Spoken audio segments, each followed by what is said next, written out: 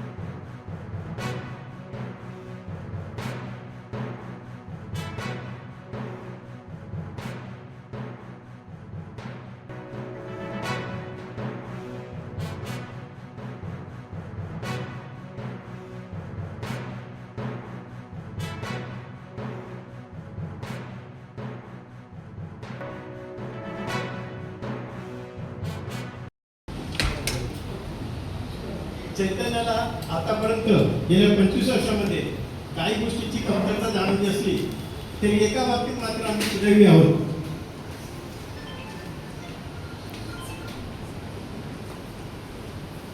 गेल्या 25 सोहळ्यामध्ये व्यक्ती व संस्था यांचा शोध घेऊन त्यांच्या कार्याचा आणि यशाचा गौरव 2001 सालापासून सारस्वत प्रकाशनतर्फे सारस्वत चैतन्य गौरव सोहळा आयोजित केला जातो. यंदाचे 26वे वर्ष. मुंबई बाहेरही काही सोहळे झाले आहेत. उदाहरणार्थ कोल्हापूर, सांगली, पुणे, बेळगाव, गोवा इत्यादी. यानंतर इंदूर आणि बडोदा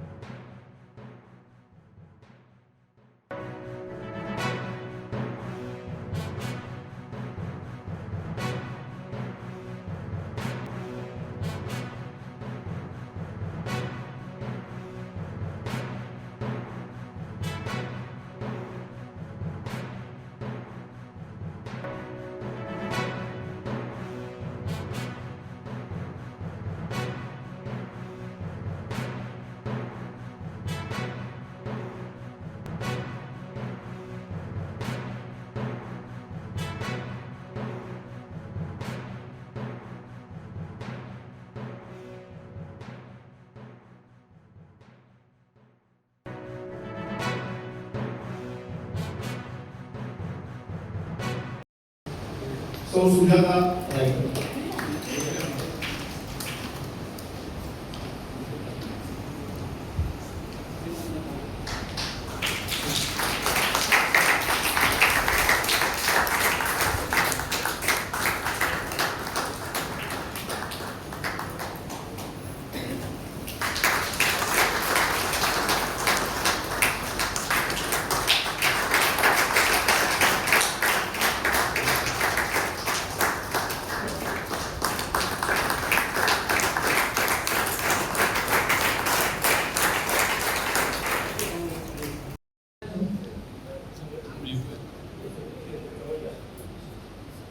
नमस्कार.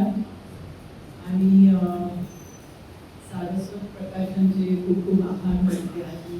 त्यांनी मला इथे बोलवलं आणि एवढं मान दिला त्याच्यासाठी खूप खूप आभार. आणि मुख्य त्याच्यासाठी मी त्यांचे आभार मानते की मला ही 5 मिनिटं दिली.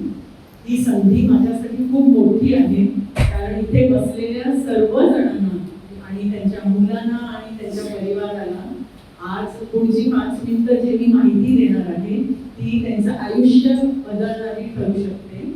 कारण हा जो आजार आहे ज्याच्यामध्ये मी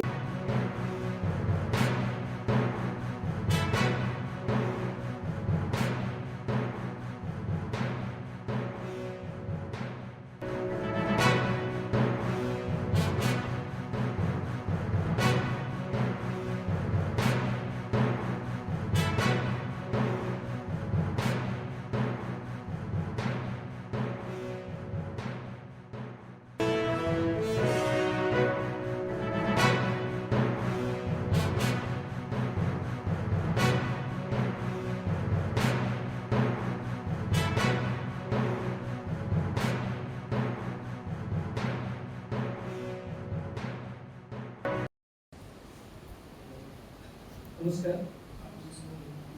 नमस्कार. सारस्वत प्रकाशनचे आणि आपल्या सर्व सारस्वत समाजाचे खूप खूप आभार की माझ्या पहिल्याच प्रयत्नाला त्यांनी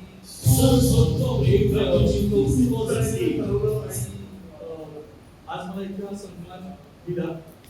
खरं तर ज्या पद्धतीचे पुरस्कार कृती इथे आहेत, ज्या पद्धतीचे पिक्चर इथे व्यासपीठावर आहेत, या सगळ्यांसमोर खरं तर बोलण्याची किंवा खरं तर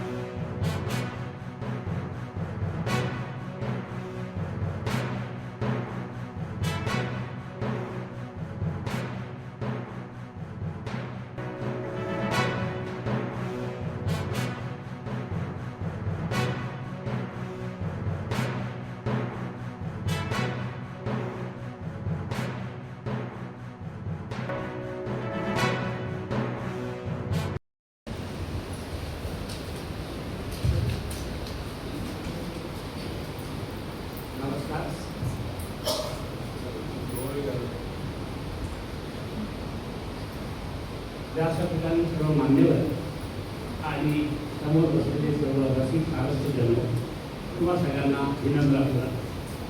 वास्तविक रसिक आणि सारस्वत, रसिक हे विशेषण लावून सारस्वतांना ही मिळून घेतले. कारण सारस्वत या शब्दा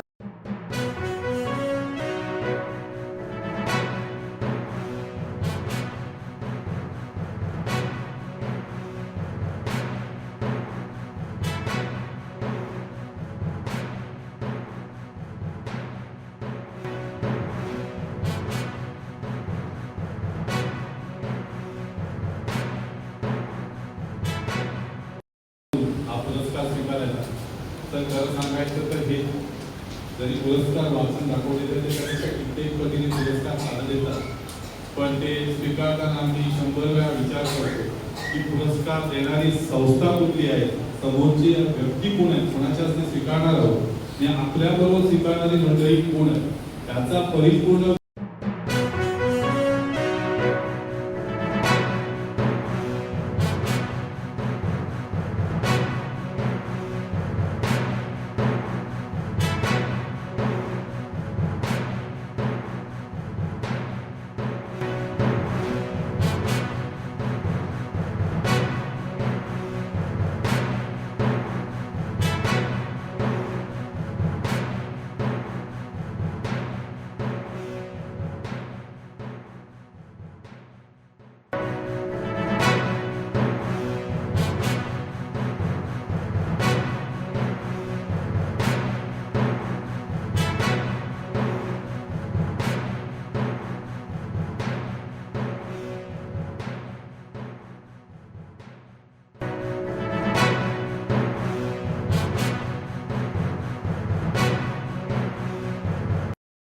चाळीस वर्षाचा म्हणजे सारस्वत प्रकाशन हा आमचा सत्कार. ह्याच्यापेक्षा जास्त आनंद कधी एवढं चांगलं आहे त्याची सवय राहिलेली नाही. आणि असं कोणी चांगलं माझ्याबद्दल बोललं की मला फार दही वरून येतं. पण आपल्याला पुढे तर केलंच पाहिजे. कार्यक्रम थोडासा लांबला आहे, तो विचारात घेता मी जास्त वेळ न घेता 1-2 निवेदन आहेत आपल्यासाठी आणि एक आवाहन आहे. सर्वात आधी आजच्या समारंभाला अनेक सारस्वत संस्थांचे पदाधिकारी आणि प्रतिनिधी उपस्थित आहेत. मी या संस्थांची नावं घेतो आणि धन्यवाद देतो त्यांना. सारस्वत हितवर्धक मंडळ माहीम, सारस्वत ब्राह्मण समाज गिरगाव, पारदेशकर गौड सारस्वत ब्राह्मण निधी दादर, सारस्वत दिनवत्सल संघ Girgaon, Gaud Saraswat Brahmin temple trust Bhuleshwar, the Gaud Saraswat cooperative credit bank merit society Girgaon, Saraswat विद्यार्थी सहाय्यक मंडळी गिरगाव, गौड ब्राह्मण सभा गिरगाव आणि त्यांच्या सहयोगी शाखा, all India Saraswat cultural organisation Mahim, Saraswat chamber Mulund, GSB सभा Matunga, GSB medical trust Dadar, Saraswat समाज ठाणे, कॅनरा सारस्वत ग्रँड रोड, राजापूर सारस्वत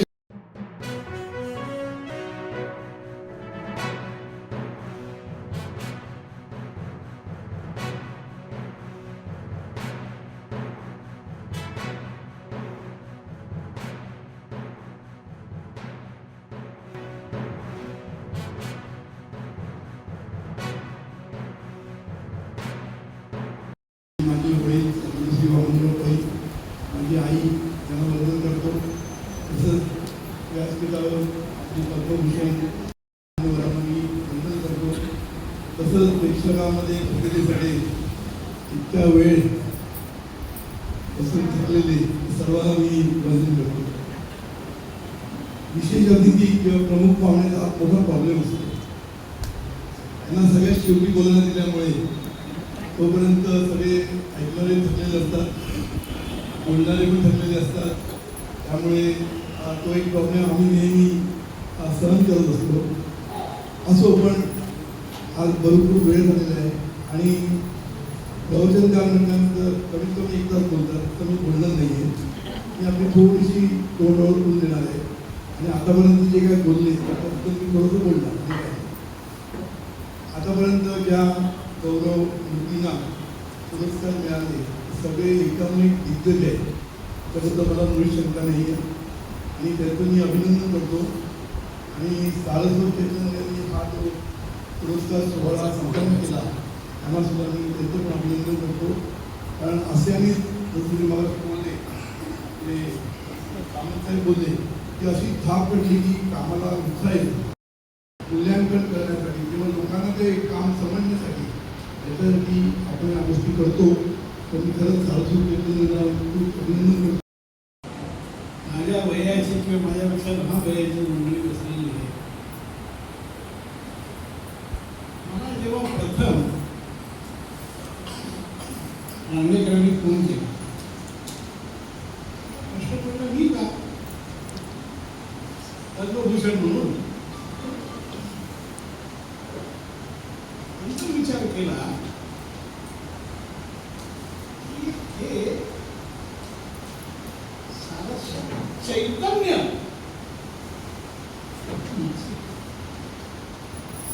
आणि हे लोक शिक्षण करत आहेत. कारण आज भारतात चैतन्य कमी झालं आणि चाणाक्ष जास्त आहे. चाणाक्ष असल्यामुळे समाज ढवळून निघाला.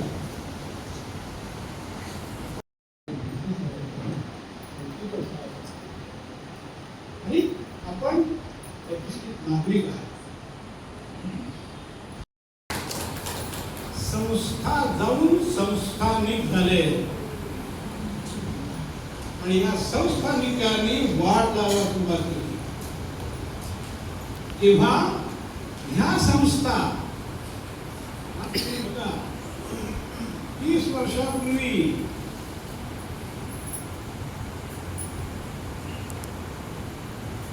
एकनाथ ठाकूरांनी या सार्वजनिक बँकेची सुरुवात केली. शिरूरांनी दुसऱ्या बँकेची सुरुवात केली. आणि 30 वर्षामध्ये या बँका या देशाच्या अग्रगण्य बँका झाल्या. कारण त्यांच्या नेते होते, माणसं होती आणि माणसांबरोबर भागधारक होते. या भागधारकांना त्या संस्था मोठ्या करायच्या. देणारे होते, घेणारे नव्हते. दाते होते, खाणारे नव्हते. हा फार मोठा फरक. परत आता तुम्ही म्हणाला कॉलेजमध्ये मला वाटतं तुम्ही लोकसभेत जायला पाहिजे. आपण मुळापासून सुरुवात करतो, तुम्हाला वरून सुरुवात करावी लागणार आहे. मी स्पष्ट तुम्हाला सांगतो. कारण आपल्याशी आज संवाद साधताना मला अत्यंत आनंद होतो. जरी वेळ झालेला असेल, मी सगळ्यांना माहितीपार ओळख होणार आहे. गौरव सोहळ्याचे 26वे वर्ष, माझं अध्यक्षीय वर्ष म्हणून हा 8वा प्रयत्न आहे. सारस्वत वेगवेगळ्या भागात राहणारे, प्रांतात राहणारे, वेगळ्या भाषा बोलणारे आणि तरीसुद्धा त्या सर्व जागतिक भक्तांना एकत्र जोडणारा दुवा, या दृष्टीने काम करावे म्हणून सारस्वत प्रकाशन सारस्वत चैतन्याची स्थापना झाली. आर्थिक बाजू आहे की आपल्या 3 महत्त्वाच्या बँका सारस्वत बँक, MTJSB आणि STC बँकांनी बरीच मदत केली, विशेषतः सारस्वत बँक. त्याचप्रमाणे काही उद्योग, इम्पोर्ट फार्मास्युटिकल किंवा सुप्रिया लाईफ सायन्स किंवा इतर, या सर्वांनी वेळोवेळी मदत केली. इतर समाज बांधवांनी सुद्धा त्यांच्याकडे नेहमीच प्रोत्साहन दिलं. आणि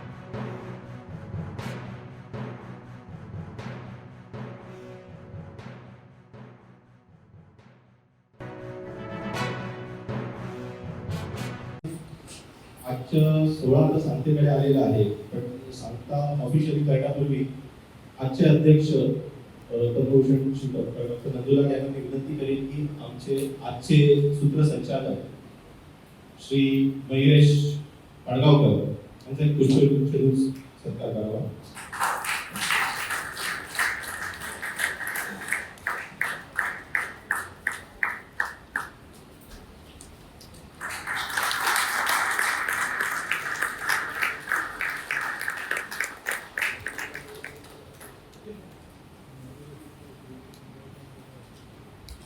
धन्यवाद मयुरेश.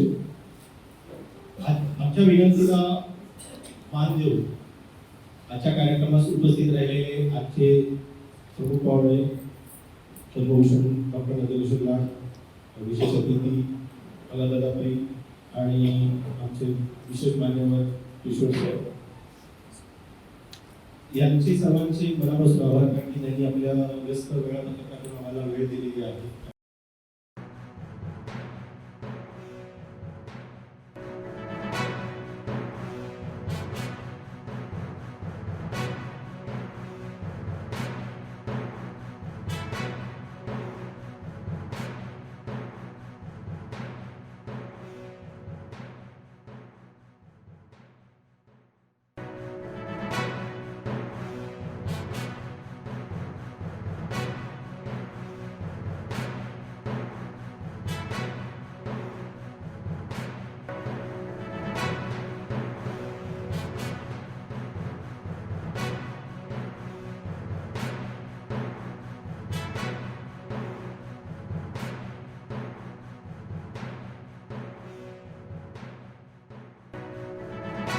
आजच्या परिस्थितीत आरोग्य सेवा फार महागडी झालेली आहे.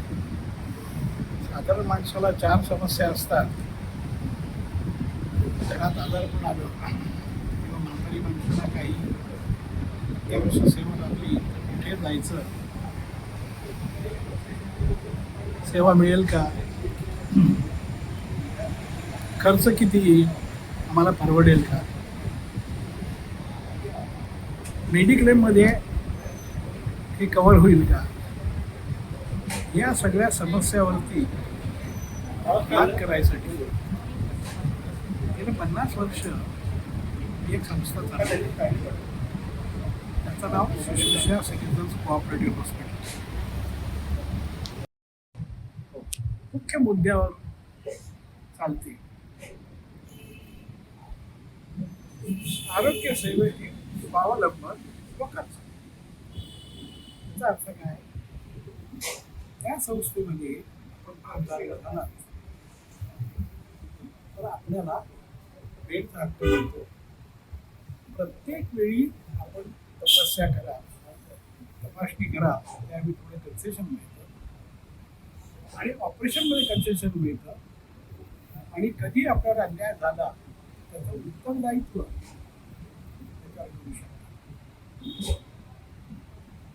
10,000 रुपयाचा भागधारक आहे, पण त्याच्यामध्ये नवरा, बायको आणि 2 18 वर्षाखाली मुलं या 4 लोकांना फायदा होतो आणि एकदाच ते भरावे लागतात. मेडिक्लेम तुम्ही घेऊ शकता. मेडिक्लेम मध्ये सुद्धा तुम्हाला जे बिल मिळेल त्या बिलमध्ये तुम्हाला लागल्याचं कन्सेशन मिळेल. तेव्हा मला असं वाटतं की आजच्या परिस्थितीमध्ये लोकांना हक्काची आरोग्य सेवा पाहिजे असेल तर लोकांनी अशा संस्थेमध्ये भागधारक होऊन हक्काची सेवा घ्यायची. कारण असं आहे, महागडी हॉस्पिटल सर्व ठिकाणी येऊ शकत नाही. नागरिकांची सहकारी हॉस्पिटल कुठे येऊ शकतात आणि शिक्षणामध्ये सुद्धा त्याची आवश्यकता. कारण समस्या शिक्षण, आरोग्य आणि सिव्हिक सेन्स म्हणजे नागरिक सेवा ही लोकांची समस्या असल्यामुळे जिथे जिथे लोकांचा सहभाग होईल, लोक स्वहस्ते तिथे मदत करतील, तेव्हा तिथे तिथे तुम्हाला त्या सेवा चांगल्या रीतीने.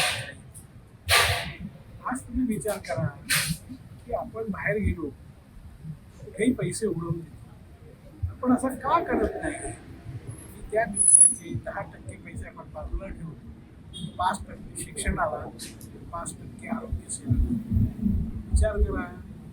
इतके लोक जर का 50 लाख लोकांच्या लोकसंख्येमध्ये मिळून होते आणि याचं साधारण उदाहरण म्हणजे LIC. छप्पनसाठी माझे आजोबा होते, ते म्हणाले होते की CD देशमुख हे सेवा केलेली मोठा माणूस आहे.